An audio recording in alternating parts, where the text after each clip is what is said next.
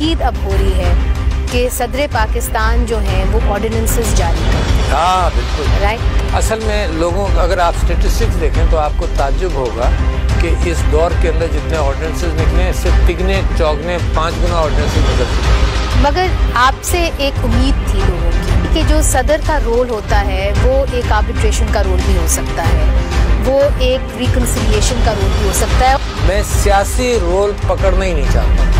ये देखें that becomes a political role. Behind the scenes arbitration कोशिश कर लेता हूँ। पॉपुलेशन के ऊपर मैंने बहुत सारे पॉलिटिकल लीडर से बात की। अच्छा। मौलाना फजल रहमान। अच्छा, जो आर्टिकल 226 है वो तो बहुत ही वाजे है। उसके अंदर जो सीक्रेट बैलेट है वो आप सारे इलेक्शंस के अंदर होता है। ओपन बैलेट सिर्फ चीफ मिनिस्टर्स और प्राइम मिनिस्टर के लिए होता है। इसीलिए फिर रेफरेंस भेज दिया।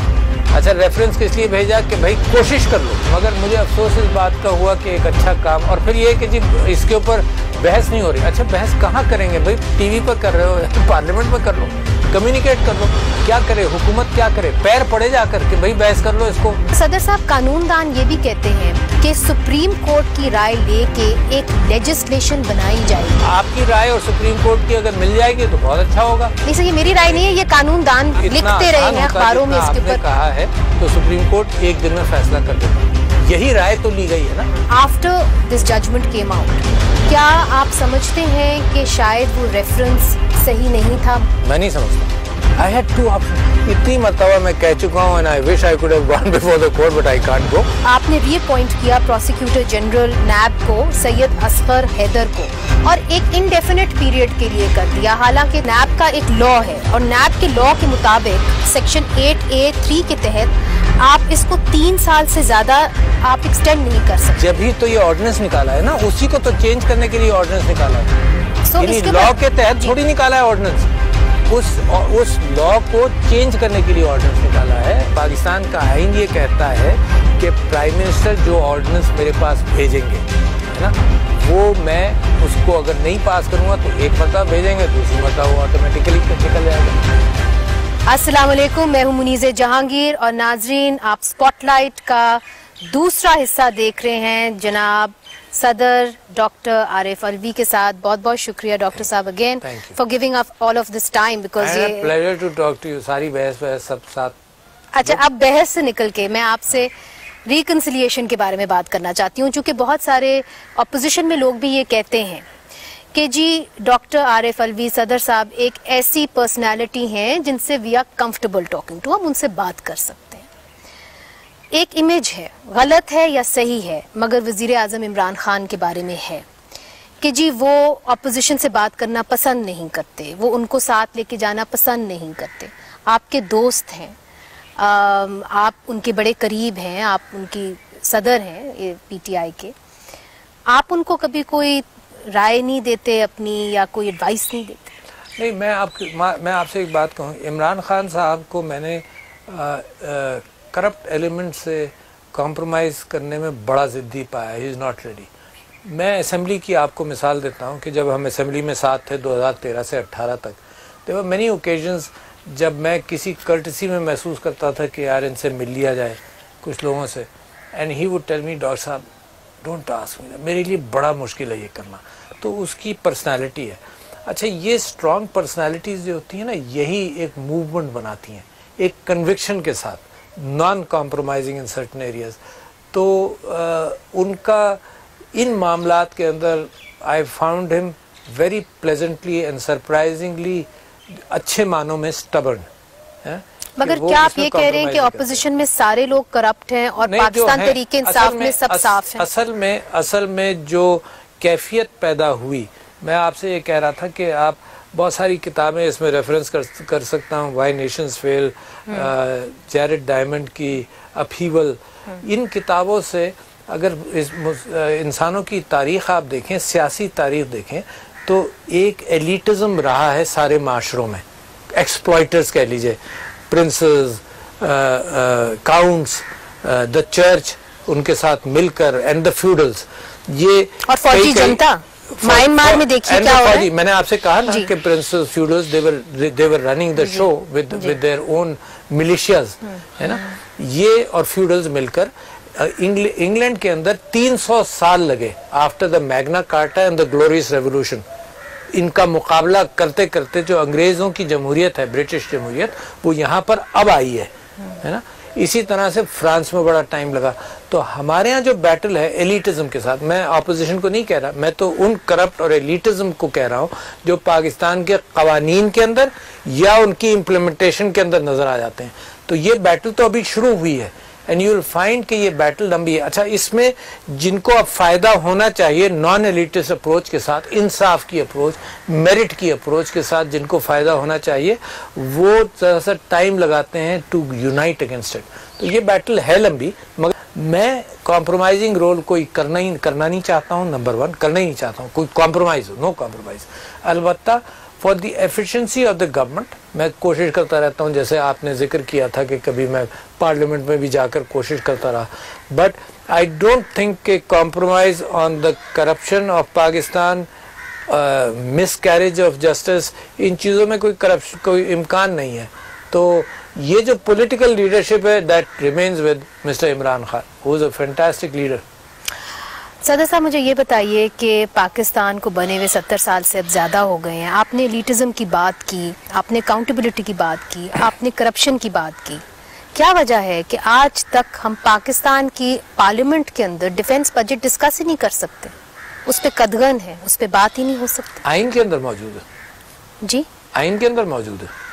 आइन के अंदर क्या मौजूद है कि कौन सा बजट का, जी बजट तो हर किसी का हिस्से है कि डिफेंस बजट डिस्कस होना चाहिए पार्लियामेंट के अंदर। डिफेंस का बजट तो कम हुआ है ना, but this is up to the parliamentarian. कम नहीं हुआ है क्योंकि सप्लीमेंट्री जो बजट निकले हैं वो कंपेयर टू इन्फ्लेशन कम हुआ है। आप फैक्ट्स एंड फिगर्स निकाल लें। पाकिस्तान को नुकसान डिफेंस बजट ने नहीं किया, पाकिस्तान को मजबूती डिफेंस बजट ने दी है। पाकिस्तान को जो नुकसान हुआ है करप्शन से, बेईमानी से, ऑल द मोर रीजन कि आप इसको डिबेट करें नेशनल असेंबली में। ऑल द मोर रीजन कि my focus should be on the corrupt. इतना बुरा हाल पाकिस्तान का, ये 70 साल की जो कहानी है ये डिफेंस बजट की वजह से। दिस 70 साल की कहानी is related to the corruption which has happened in Pakistan, whoever is involved. I am very serious about it. मेरे लिए तो बड़ा पेनफुल है कि पाकिस्तान को साबिक जनरल जो है पाकिस्तान को लूट कर खा गए, और जब हम इधर देखते हैं तो लगता ही है कि सब इकट्ठा हो जाते हैं प्रोटेक्ट करने के लिए। व्हाई शुड दैट बी यार? ऑपोजिशन एक बात करती है, वो कहती है कि जनरल तो मैं भी था, आसिम बाजवा जो हैं उनकी कोई पूछताछ नहीं होती, उनके ऊपर इतने सख्त इल्जामात लगाए गए। किसने लगाए? एक खबर आई थी, उसके नतीजे में ये बताया गया था। मैं कब इनकार कर रहा हूँ जी, जरूर करें तहकीकात, हर एक पर करें। कौन करेगा तहकीकात? नो वन, नैब करे। No one is beyond the law, even Imran Khan साहब। अच्छा, नैब ने तो उनके ऊपर कोई नोटिस तो नहीं चलाए। आपके प्रोग्राम के तवज्जुह से आप कहिए, मैं भी कहता हूं कि जो भाई जिसके ऊपर भी चलाना है तहकीकात करें। There should be nobody exempt under the law. Okay, that's great. Why not? यानी आप समझती हैं कि द प्रेसिडेंट ऑफ पाकिस्तान जो जिम्मेदारी मुझे दे दी गई है, मुझ छोटे आदमी को, वो ये कहेगा कि कुछ लोगों को एग्जेम्प्ट कर दो, कानून से सवाल ही नहीं पैदा होता। कानून को अपहोल्ड करने वाले कभी ये नहीं कह सकते। तो इन प्रिंसिपल आप ये भी समझते हैं कि डिफेंस बजट को नेशनल असेंबली में डिबेट होना चाहिए, एंड इन प्रिंसिपल जो भी इस जुमरे में आता है, चाहे वो कोई साबिक जनरल हो, ब्यूरोक्रेट हो, पॉलिटिशियन हो, फुल्ली एग्री, जो पार्लियामेंट डिसाइड करे वो होना चाहिए। पार्लियामेंट डिसाइड करे इसके ऊपर। But again coming back to it, यानी डिफेंस बजट, हमारा डिफेंस बजट हमारी डिफेंस के एतबार से तो पाकिस्तान के अंदर जो सिक्योरिटी प्रोवाइड की है डिफेंस बजट ने, is outstanding. They work with merit. I appreciate the fact के फोर्सेस का कितना कंट्रीब्यूशन है, दहशतगर्दी को रोकने में कितना कंट्रीब्यूशन है। Everything should not be dragged into politics. So Khyber Pakhtunkhwa के जो एक जिला था, जिस तरह के फाटा का इलाका, साबिक फाटा का इलाका, कुछ ही देर पहले आप वहाँ के चीफ एग्जीक्यूटिव थे, मगर उम्मीद लगाई हुई थी फाटा के लोगों ने कि जब वो जम हो जाएंगे खैबर पख्तूनख्वा के अंदर तो उनके बहुत सारे मसाइल ख़त्म हो जाएंगे। मगर आज भी वहाँ पे IDPs जो हैं वो खुले आसमान के तले बैठे हुए हैं। अगर आप नॉर्थ वजीरिस्तान की तरफ देखें तो वहाँ पे 15,000 IDPs हैं बाका खेल कैंप में जो बैठे हुए हैं। तो उनका वो किस तरफ जाएं, इसलिए चूंकि वहाँ के जो गवर्नर हैं वो इंटरव्यू नहीं देते, वहाँ के चीफ मिनिस्टर ज्यादा बात नहीं करते। मेरा ख्याल से मैं इससे बारीकी से वाकिफ नहीं हूँ, अलबत्ता गवर्नमेंट ने ये प्लान किया था कि वहाँ एक्सपेंडिचर अपना बढ़ाएंगे और शायद 100 बिलियन रुपीस पर ईयर तक का था। इतना डिस्पेंस नहीं हुआ, हालात हमारे जैसे भी होंगे, मगर फाटा रिक्वायर्स पर्टिकुलर अटेंशन, बहुत अटेंशन की ज़रूरत है। फाटा के लोग इस जम होने से खुश हैं, मगर ये कि क्योंकि वहाँ सिस्टम्स कभी नहीं रहे, वहाँ एजेंट होता था, एजेंट सब चीज़ें डिसाइड करता था, तो वहाँ सिस्टम्स पहुँचने में कुछ अरसा लगेगा। अच्छा, फिर आपसे मैंने गिलगित बल्तिस्तान के बारे में भी पूछना है, क्योंकि वो भी आपकी तरफ देखते हैं और एक तरीके से उनकी जो जितने भी बड़े फैसले हैं वो इधर फेडरल गवर्नमेंट ही करती है। उनके हवाले से भी कुछ पूछूंगी, मगर छोटे से वक्फे के बाद। वेलकम बैक नाजरीन, स्पॉटलाइट है सदर पाकिस्तान जनाब डॉक्टर आरिफ अलवी के ऊपर। डॉक्टर साहब, एक सवाल आपसे करना जो है वो बड़ा ज़रूरी है, क्योंकि पाकिस्तान के अंदर बात होती है सदारती निज़ाम की, और कहा जाता है कि जी सदारती निज़ाम आना चाहिए। मुशर्रफ साहब भी एक ज़माने में कहते थे, फिर इमरान खान साहब भी कहते थे, फिर आपको याद होगा कि ताहिरुल कादरी साहब भी कहते थे। तो क्या कोई ऐसी थिंकिंग है कि सदारती निज़ाम पाकिस्तान को बेहतर तरीके से चला पाएगा? मैं इससे हमेशा इख्तलाफ करता हूँ। मैं समझता हूँ कि निज़ाम से कोई तब्दीली नहीं आती। एक जमहूरियत हो और कोई ऐसा निज़ाम नहीं है जो एक मुल्क से दूसरे मुल्क में एग्जैक्टली कॉपी हुआ हो। अमेरिकन प्रेसिडेंशियल सिस्टम जो है वो बड़ा मुख्तलिफ होगा मिस्र के प्रेसिडेंशियल सिस्टम से। जो पार्लियामेंट्री सिस्टम है यूरोप के अंदर, वो यूरोप के कुछ ममालिक में बिल्कुल मुख्तलिफ होगा। जो फ्रांस का डिस्ट्रीब्यूटेड पावर्स है between the president and the prime minister, वो फ्रांस के लिए तो कोई एक सिस्टम नहीं है। अच्छा, जो आप बात कर रही हैं और जो प्रेसिडेंशियल निज़ाम में ये समझा जाता है कि पार्लियामेंट की कोई अहमियत नहीं है, बल्कि प्रेसिडेंट को ये अख्तियार मिल जाता है कि वो अपनी काबीना पार्लियामेंट के बाहर से बनाए, जैसे अमेरिका के अंदर है। तो वो पाकिस्तान के अंदर डिपेंडेंट रहता है प्राइम मिनिस्टर के पार्लियामेंट से अपनी काबीना बनाए। कुछ फ्लेक्सिबिलिटी आइन ने दी भी है कि एडवाइजर्स बाहर से ले लेता है, स्पेशल असिस्टेंट से वो कुछ स्पेशल एडवाइजर्स भी बाहर से ले लेगा, मगर ये कि generally parliament is the source of his काबीना। तो ये पार्लियामानी निज़ाम के अंदर अपनी जगह महदूद है। मगर मैं समझता हूँ कि आपको बहुत सारे प्रेसिडेंट्स, टोटली करप्ट प्रेसिडेंट्स बता सकता हूँ, टोटली करप्ट प्राइम मिनिस्टर बता सकता हूँ। आपकी जाती राय क्या है? मैं तो समझता हूँ कि पार्लियामानी निज़ाम जो पाकिस्तान के अंदर चल रहा है विद अमेंडमेंट्स टू इट, जैसे मिसाल के तौर पर 18th अमेंडमेंट में इम्प्रूवमेंट की गुंजाइश है, उन चीज़ों को देख लिया जाए। पाकिस्तान अब अफोर्ड नहीं कर सकता कि पार्लियामानी निज़ाम छोड़कर सदारती निज़ाम पर आ जाए। मगर ये जो डिस्ट्रीब्यूशन वाला मामला है ना, अख्तियारात के जी और वसाइल के जी, ये बहस तो सारे पार्लियामेंट्स में हमेशा हुई है, चाहे आप अमेरिकन कांग्रेस और सेनेट देखें। तो ये अख्तियारात की बहस जो है, इसका मतलब ये नहीं कोई निजाम बाहर फेंक कर जिसके ऊपर आपने 1973 पार्लियामानी निजाम ही चलना चाहिए। मगर आपने कहा कि 18वीं तरमीम के अंदर मजीद इम्प्रूवमेंट्स हो सकती हैं, आप क्या समझते हैं कि कौन सी इम्प्रूवमेंट? अच्छा, ये मैं आपको बताऊं ना, 1973 के आइन के अंदर मजीद इम्प्रूवमेंट्स हो सकती हैं, तो अमेंडमेंट्स आए। तो अमेंडमेंट्स भी ऐसे कोई फाइनलिटी नहीं है उनके अंदर इम्प्रूवमेंट हो सकती है। बहुत सारी चीज़ें जो इसके अंदर दी गई थी वो इस ट्रस्ट पर दी गई थी कि प्रोविंसेस अपनी एफिशिएंसी बढ़ा लेंगे और लर्न करके आ जाएंगे। एक कॉन्फ्लिक्ट जो मैं आपको बता रहा हूँ ना, वो ये है कि रूल्स एंड प्रोसीजर और मेरिट के हवाले से और स्पेसिफिकेशंस के हवाले से कवानीन जो है वो सेंटर बनाती है। डॉक्टर कैसा बनेगा, वकील कैसा बनेगा, तो ये कॉन्फ्लिक्ट्स होते हैं। इन कॉन्फ्लिक्ट्स को हैंडल करने के लिए मजीद नेगोशिएशंस एंड इम्प्रूवमेंट्स का इम्कान है। अच्छा, अगर हम अब गिलगित बल्तिस्तान की तरफ आएँ तो हाल ही में पाकिस्तान तहरीक इंसाफ की हुकूमत ने, बल्कि खुद वजीर आज़म ने गिलगित बल्तिस्तान के अंदर गए और उन्होंने कहा कि गिलगित बल्तिस्तान को प्रोविजनल प्रोविंशियल स्टेटस मिलना चाहिए। अब इस प्रोविजनल प्रोविंशियल स्टेटस के खदोखाल क्या होंगे? उनको कितनी सीटें मिलेंगी नेशनल असेंबली के अंदर, उनको कितनी सीटें मिलेंगी सेनेट के अंदर? मेरा ख्याल ये है कि जनरली सारे पाकिस्तान के अंदर, सारे सूबों के अंदर पॉपुलेशन रिलेटेड है, एक्सेप्ट बलूचिस्तान को थोड़ी सी ज़्यादा सीटें दी हुई कंपेयर टू देयर पॉपुलेशन। तो ये अभी किसी फार्मूले पर नहीं पहुँचे हैं, मगर ये कि मैं समझता हूँ कि उनकी देरीना डिमांड है। और वो तो ये कहते हैं कि जी कश्मीर के मामले से हम अलग हैं, हमने तो अपने आप को खुद आज़ाद कर लिया था, हम कभी कश्मीर का हिस्सा नहीं रहे। ये तो अंग्रेज़ों ने इसको कह दिया कि ये कश्मीर का हिस्सा है, कभी हम डोगरा राज के नीचे नहीं रहे, हमने खुद अपनी आज़ादी की।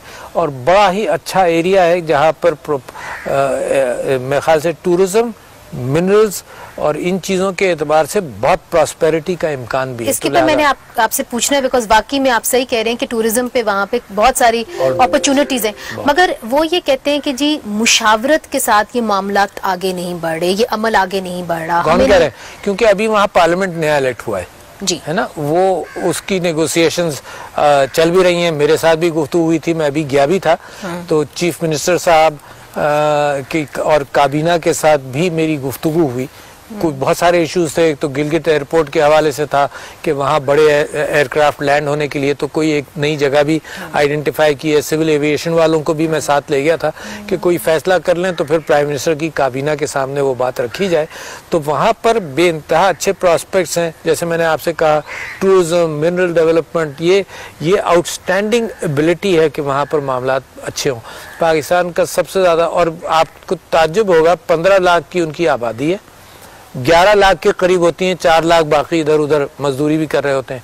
और जो 2018 के अंदर वहाँ टूरिस्ट गया, जो कोविड से पहले 2018 और 19 के शुरुआत तक, तो तकरीबन 20 लाख टूरिस्ट गया। 11 लाख की पॉपुलेशन में 20 लाख टूरिस्ट। सदर साहब, अभी हालात वहाँ पे ये हैं कि वहाँ पे बिजली नहीं है, और अगर आप हुंजा को भी देखें तो 21 घंटे की वहाँ पे इस वक्त लोड शेडिंग हो रही है, और वो काफी मुतासिर हैं। तो वो ये इस मामले में पूछते हैं कि वफाक ने उनको इजाजत ही नहीं दी कि वो जो जीबी की गवर्नमेंट है वो पावर प्रोजेक्ट कोई भी लगा पाए। और वो कहते हैं run of the river projects की उनको पास इजाजत है। ये जो गांव के अंदर ना बराबर से पानी गुजर रहा है, दरिया का पानी गुजर रहा है, तो run of river dam construction अलबत्ता इज अ बिगर इशू, मगर रन ऑफ द रिवर बिजली प्रोजेक्ट्स वो लगा भी रहे हैं। और दयामिर बादशाह के अंदर तो बहुत बड़ा उनका हिस्सा भी होगा। दयामिर बादशाह जो इट इज पार्टली, मेजॉरिटी उसकी गिलगित बल्तिस्तान में है और थोड़ा सा हिस्सा उसका केपी के अंदर है। सदर साहब, ये बताइए कि हमेशा से वो कहते रहे, और वाकई में ये दुरुस्त भी है, कि 70 साल से उनको अपना हक नहीं मिला, और हम इसीलिए नहीं उनको हक दे पाए क्योंकि हम कहते थे कि जो कश्मीर का कॉज है वो कॉम्प्रोमाइज हो जाएगा। मगर जब अब हम उनको प्रोविजनल प्रोविंशियल स्टेटस देंगे तो कश्मीरियों का ये मौकफ है कि फिर हमारी जो एक लड़ाई है, एक जंग है इंडिपेंडेंस के लिए, वो बहुत बुरी तरीके से मुतासिर हो। आपने दोनों चीज़ों को सही आइडेंटिफाई किया कि कश्मीर, आज़ाद कश्मीर के लोगों का ये मौक़िफ़ है और इधर ये मौक़िफ़, तो लिहाजा इसका जो कंस्ट्रक्ट होगा ना, जो इसकी तहरीर होगी कि जिस बुनियाद पर प्रोविजनल स्टेटस दिया जाएगा, उस तहरीर के अंदर ही सब सारा मैजिक उसी के अंदर है। उसी तहरीर के अंदर ये दिखाना पड़ेगा कि ये एडमिनिस्ट्रेटिव अंदाज से ये ज़रूरी है कि इनकी सेल्फ गवर्नेंस हो, और इसका अल्टीमेट सेटलमेंट विल उसके ऊपर डिपेंड करता है कि कश्मीर का ओवरऑल जो सेटलमेंट होगा उससे ताल्लुक होगा। तो ये प्रोविजनलिटी देनी पड़ेगी उसके अंदर, रिकग्नाइजिंग द फैक्ट कि it is a part of the final settlement, मगर एडमिनिस्ट्रेटिवली इनको हुकूक दिए जा रहे हैं। अच्छा, मगर इसके अंदर वो कहते हैं जी आप हकूक की बात करते हैं तो आप अभी भी हमें हकूक दे सकते हैं। वो कहते हैं ये जो जीबी गवर्नमेंट ऑर्डर है 2009 जिसके तहत उनका सारा निज़ाम चल रहा है, वो कहते हैं आपने जो अमेंडमेंट का इख्तियार है वो अपने पास रख लिया, वफाक ने अपने पास रख लिया, तो हमें तो आपने महरूम कर दिया अपने हकूक से। अभी ये फ्लक्स में है ना, अभी तो कानून बन रहा है। अच्छा। जब कानून बन रहा है उसके अंदर ये चीजें देख ली जाएंगी, और मेरा ख्याल है चंद महीनों के अंदर कानून जो है वो रंग लाएगा पूरा। एक वहाँ पे बहुत बड़ा मसला आया कोविड के दौरान, वो था कि जितने भी वहाँ के स्टूडेंट्स हैं वो इस्लामाबाद, लाहौर, कराची आते हैं अपनी एजुकेशन, अपनी तालीम कंप्लीट करने के लिए। जब वो वापस गए अपने अपने गाँव के अंदर तो उनकी कनेक्टिविटी का बहुत बड़ा इशू था। वहाँ पे वाईफाई और इंटरनेट जो है उसकी फराहमी आसानी से नहीं आती, इसलिए चूँकि SCO जो एक फौजी इदारा है वो मोनोपोलाइज करता है उस इलाके को, और इसीलिए वहाँ पे और जिस तरह यहाँ पे कंपनीज होती हैं टेलीनॉर और बाकी फ़ोन कंपनीज वहाँ पे नहीं आ सकती है, जिसकी वजह से। नहीं जी सर, नहीं है, आपकी इत्तलात गलत है सर। अभी मैंने मीटिंग कॉल की, नहीं अभी मैंने इसको देखा, टेलीनॉर इज देयर, टेलीनॉर, मगर वो वाईफाई की सर्विस प्रोवाइड नहीं करते। नहीं, वाईफाई भी कर रहा है, 3G और 4G नहीं करते। SCO भी कर रहा है और टेलीनॉर भी कर रहा है। और अभी हमने मिनिस्ट्री ऑफ IT के साथ एक मीटिंग की है जिसके अंदर जो USF फंड्स है जिसके अंदर तकरीबन 1-1.5-2 बिलियन के करीब मौजूद है, तो मजीद टावर्स वहाँ लगाने के एतबार से मिनिस्टर ऑफ गिलगित बल्तिस्तान जो हैं अली गंडापुर, उनके साथ भी बात हुई, तो इसको मज़ीद बढ़ाने की नीयत कर रहे हैं। कोविड के दौरान ये हुआ था कि बहुत सारी यूनिवर्सिटीज़ ने अपने छोटे पॉड्स बना लिए थे कि लोग वहाँ जाकर कर सकें, मगर प्राइम मिनिस्टर साहब ने भी अभी गए हैं तो उन्होंने वादा किया है कि this has to be to increase 4G वहाँ पर। क्योंकि शायद आपकी नज़रों से गुजरा हो, चूँकि आप अखबार पढ़ते हैं, मुझे पता है, वहाँ पे जितने भी स्टूडेंट्स हैं उन्होंने SCO की बिल्डिंग के सामने मुजाहरे किए हैं और उनके ऊपर पर्चे भी हुए हैं सेडिशन के। तो ये बात दुरुस्त है कि वहाँ पे 3G, मैं तो कह रहा हूँ ना कि वहाँ पर कवरेज इतना नहीं है। ये USF फंड जो बनाया गया था ना, यूनिवर्सल फंड, सर्विस फंड जो था, वो इसीलिए था कि दूर दराज इलाकों में जहाँ नहीं है वहाँ तक बिजली पहुँचाई जाए, कश्मीर के लिए भी और गिलगित बल्तिस्तान के लिए भी। USF फंड्स तो अभी राजनपुर के अंदर और इधर उधर पाकिस्तान के भी, पाकिस्तान के अंदर अब तो यानी जो गिलगित बल्तिस्तान से हटकर पाकिस्तान है, ये आज़ाद कश्मीर से, तो बहुत सारी जगहों पर ये USF फंड्स के ज़रिए एक्सेसिबिलिटी बढ़ाई जा रही है। तो ये तो बहुत बड़ा इशू है, क्योंकि मैं समझता हूँ कि मईशत का इससे बड़ा गहरा ताल्लुक है। बिल्कुल, कि द एबिलिटी के मैं और आप पैसा ट्रांजैक्ट कर सकें, 4G के ज़रिए इंफॉर्मेशन आ सके, तो ये हमारे GDP पर डायरेक्ट असर करेगा। तो मैं कोई 6-7 दिन हुए, मैंने एक मीटिंग बुलाई थी जिसमें IT मिनिस्टर को भी बुलाया था और अली अमीन गंडापुर साहब को भी बुलाया था और सारे इनके लोगों को बुलाया था ताकि इसके अंदर जल्दी पेशरफ्त की जाए। ये जो सोशल मीडिया रूल्स हैं उसके बारे में आपकी क्या राय है? क्योंकि इसके अंदर जितनी भी बड़ी कंपनीज हैं, फेसबुक हो गई, गूगल हो गई, उन्होंने कहा है कि जी ये सोशल मीडिया रूल्स मुशावरत के बगैर बनाए, इससे जो है हमारी बेसिक फंडामेंटल राइट्स जो हैं वो खराब होते हैं, यूजर्स के होते हैं और इसके अंदर हम पाकिस्तान से बिजनेस उठा सकते हैं। अच्छा, आपकी क्या राय है? बड़े जो मीडिया है, आपको मालूम है कि ट्विटर का और ऑस्ट्रेलियन गवर्नमेंट का एक कॉन्फ्लिक्ट चल रहा है, आज की खबर है, पढ़िएगा। आपको मालूम है कि यूरोप में और सारे बड़े मीडिया ग्रुप्स ये फेसबुक और ट्विटर के साथ कॉन्फ्लिक्ट चल रहे हैं। मगर जिस किस्म की कंडीशंस हम मांग रहे हैं वो सिर्फ चाइना मांग रहा है उनसे। जी, जो इंडिया मांग चुका है इनसे, उससे हम कम मांग रहे हैं। आपकी राय क्या है सोशल मीडिया रूल्स के बारे में? मैं समझता हूँ ये चीजें फ्लक्स में है। मैं समझता ये हूँ कि यूरोप ने इनके ऊपर ये कहा कि जो तुम रेवेन्यू हमारे यहाँ से कमाते हो उसको हम टैक्स करेंगे, अभी उस पर ये राजी नहीं है। इंडिया के अंदर they have agreed too much different situation than Pakistan. Pakistan में मान नहीं रहे। पाकिस्तान ने ये किया कि कोई कानून में आए तो सही ना, इनके ऑफिसेज हों यहाँ पर। पाकिस्तान का इंसिस्टेंस ये है कि जो बड़ी कंपनीज हैं उनके ऑफिसेज हों। वो कहते हैं हम ऑफिस लेके आएंगे, आप अपने अजीब व गरीब किस्म के कवानीन हमारे ऊपर लगा देंगे, आप आजादी सारे राय को आप खत्म करेंगे, वो तो ये कहते हैं सर। उनका कहना अगर आपने देखना हो ना सही अंदाज से, तो कांग्रेस की हियरिंग्स के अंदर आप देख लीजिएगा, इनको सुन लीजिए। कांग्रेस ने अपनी हियरिंग्स में इनके साथ जो सवालात किए उनसे आपको पता चल जाएगा कि ये प्राइवेसी को एनक्रोच कर रहे हैं। सुन तो लेना, बड़े फियर्स हैं, हम इजाजत थोड़ी देंगे, है ना। ये प्राइवेसी को एनक्रोच करते हैं। इस वक्त आप सारे मामलात के जितना डेटा ये लेते हैं, जितना डेटा ये सिक्योर करते हैं, फिर हमारे यहाँ इशूज सेंसिटिव हमारी सोसाइटी के एतबार से है ना। हम मुनासिब नहीं समझते कि ब्लास्फेमी के मामलात इनके यहाँ चलते रहें, हम मुनासिब नहीं समझते। कोर्ट्स हमारी यही कहती हैं, we can't ignore those things. At the same time हम ये समझते हैं कि जो पाकिस्तान के अंदर जो निफाक पैदा करने वाली चीज़ें हैं, जिसके अंदर यहाँ फिर क्राइम्स हों या मिसाल के तौर पर यहाँ कॉन्फ्लिक्ट हो, तो उसके मामलात के अंदर वी शुड हैव अ से कि हमारे एहसासात को मजरूह नहीं किया जाए, नामूस और रिसालत पर नहीं किया जाए। तो we need some communication and ability to manage that. Sir, मैंने एक छोटा सा वक्फा लेना है और आपसे जो खारजा पॉलिसी है उसके ऊपर आपकी राय जरूर चाहिए। लाइट भी जा रही है मगर खारजा पॉलिसी नाजरीन बहुत जरूरी है और सदर पाकिस्तान खारजा पॉलिसी के ऊपर एक कीन नजर रखते हैं। ये सवालात पूछेंगे छोटे से वक्फे के बाद। वेलकम बैक नाजरीन, स्पॉटलाइट है सदर पाकिस्तान डॉक्टर आरिफ अलवी के ऊपर। डॉक्टर साहब, अब खारजा पॉलिसी के ऊपर भी आप एक नज़र रखते हैं, मुझे बताइए कि सऊदी अरेबिया के साथ हमारे मामलात इतने ख़राब क्यों हुए? उन्होंने क्यों हमारे से $1 बिलियन वापस ले लिए? मेरा ख्याल से कोई एक बहुत सारे सेंसिटिव एरियाज हैं जिसमें आप नहीं पूछे तो अच्छा है। अलबत्ता सऊदी अरब की कुछ रिजर्वेशंस हैं इस मामले में थी। मिसाल के तौर पर जब वो इजलास मलेशिया में हो रहा था कुआलालंपुर में, तब उनकी ख्वाहिश ये थी कि नहीं OIC के तहत ये इजलास किया जाए, है तो वो रिजर्वेशंस थी। तो मैं नहीं समझता हूँ कि एनीथिंग अनटूवर्ड, क्योंकि वो जितने अरसे के लिए उन्होंने हमें $1 बिलियन दिया था उसकी एक्सपायरी को उन्होंने एक मरतबा एक्सटेंड किया था, फिर उन्होंने एक्सटेंड नहीं किया। तो हमारे ताल्लुकात उनसे अच्छे हैं।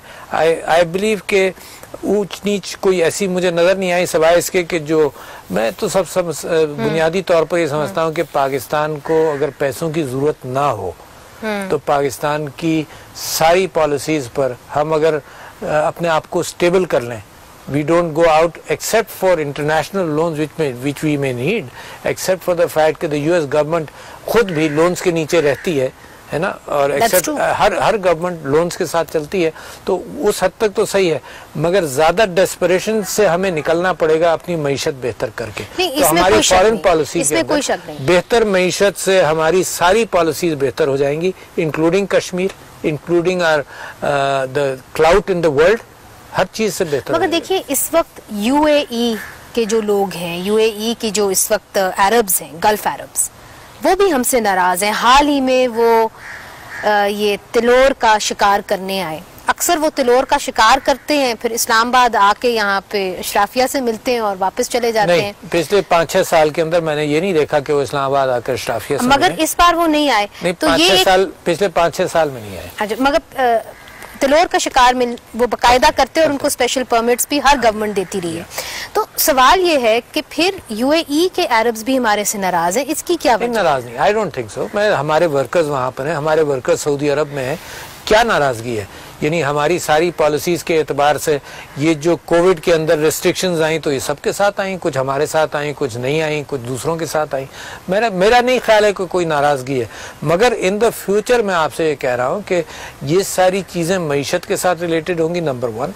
नंबर 2 ये कि जो मौजूदा हुकूमत ने नामूस रिसालत के एतबार से दुनिया के अंदर मुसलमानों के लिए एक बहुत बड़ा रोल पिक किया है, appreciated all over by Muslims all over, इसके अंदर मुस्लिम उम्मा की यूनिटी जो है वो बेइंतहा जरूरी है। आपने पिछले दिनों भी देखा होगा कि प्राइम मिनिस्टर साहब ने भी ये कहा, फॉरेन मिनिस्टर साहब भी यही कहते हैं कि the Organisation of Islamic Countries या यूनिटी के साथ अगर इसको वॉइस किया जाए तो दुनिया के अंदर रिजर्वेशंस फिर के बयान आता है। एक सवाल मैंने आपसे पूछना है, फॉरेन पॉलिसी के अंदर मैं आपसे ये जिक्र करूं कि इस वक्त बेहतरीन माहौल है, इस वजह से अपॉर्चुनिटीज भी हैं, इस वजह से कि अमेरिका और चाइना का जो डिस्टेंस हुआ था ट्रंप के ज़माने में, उसमें पाकिस्तान का एक रोल बनता है कि वो डिस्टेंस कम करने की कोशिश करे। ईरान के और अमेरिका के ताल्लुकात के अंदर बहुत एक सवाल मैंने आपसे करना है और वक्त की किल्लत है। Afghanistan it's very close to you and it's very close to this issue is very close to you, very close to me, और बड़ा ज़रूरी इशू है। वो है औरतों के हकूक का, जिसके ऊपर आपने बहुत काम भी किया। मगर अब आपने इतना काम किया और मुझे पता है आपने इतनी मुशावरत की है कि आपको ये मालूम है कि मसला इम्प्लीमेंटेशन का है। पाकिस्तान में हर मसला इम्प्लीमेंटेशन का है, हर कानून का मसला इम्प्लीमेंटेशन का है। सो लॉज पाकिस्तान में बहुत हैं, उसी तरह से ये भी है। और इसके अंदर मेरी सबसे बड़ी ताकत जो है वो उलमा कराम है, विरासत के मामले में। आपने ये कहा, मगर औरत होनी चाहिए आपकी ताकत इसके अंदर, तो क्योंकि औरत जब खुद बदलेगी, खुद बोलेगी, तो उसका नहीं, खुद भी बदले, माशरा भी बोले।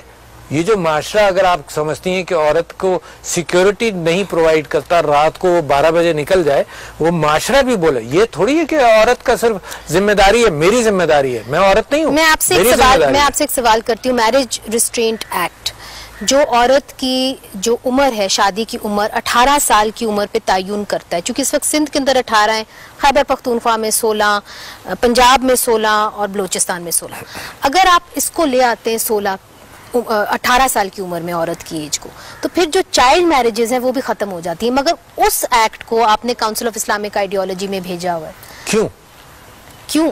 इसलिए कि हमें इस्लाम के इंटरप्रिटेशन के साथ चलना पड़ेगा। Baby this is not a society जिसके अंदर भी हम ये महसूस करें कि हम सारे कवानीन इस्लाम के तोड़ते जाएं। तो Islamic ideology council is a constitutional agency. Islamic ideology council is a constitutional agency जो इसीलिए बनाई गई थी कि हुकूमत के साथ मुशावरत करें। जब मुशावरत हुकूमत करती है तो बड़ा अच्छा रहता है। जैसे अगर सेनेट के इलेक्शंस के लिए सुप्रीम कोर्ट से मुशावरत कर रहे हैं, इस्लामिक आइडियोलॉजी काउंसिल से औरत की इनहेरिटेंस पर मुशावरत करी, टेम्पल्स के हवाले से, कभी निकलता नहीं है कोई भी खवातीन से टेम्पल्स के हवाले से बिल होना, वो वहीं पे जाके फंस जाता है। सदर ये आपका ख्याल है, क्योंकि इस्लामिक आइडियोलॉजी काउंसिल ने मेरे साथ जितना कोऑपरेशन किया और उलमा ने किया, कोविड के हवाले से किया, औरतों के हुकूक के हवाले से किया। व्हाट अबाउट ये जो जबरी मजहबी तब्दीली होती है, इसके बारे में आपका बिल्कुल क्लियर है, क्या राय है? इस्लाम में जबरी मजहबी तब्दीली का कोई गुंजाइश ही नहीं है, बिल्कुल क्लियर है, इसमें कोई डाउट ही नहीं है भाई, कोई डाउट क्रिएट करने का सवाल ही नहीं पैदा होता। जनाब सदर पाकिस्तान, बहुत बहुत शुक्रिया इतना तवील इंटरव्यू देने का और बेबाक होके अपनी राय का हाथ लेने का। Thank you very much. Thank you very much for joining us on Spotlight.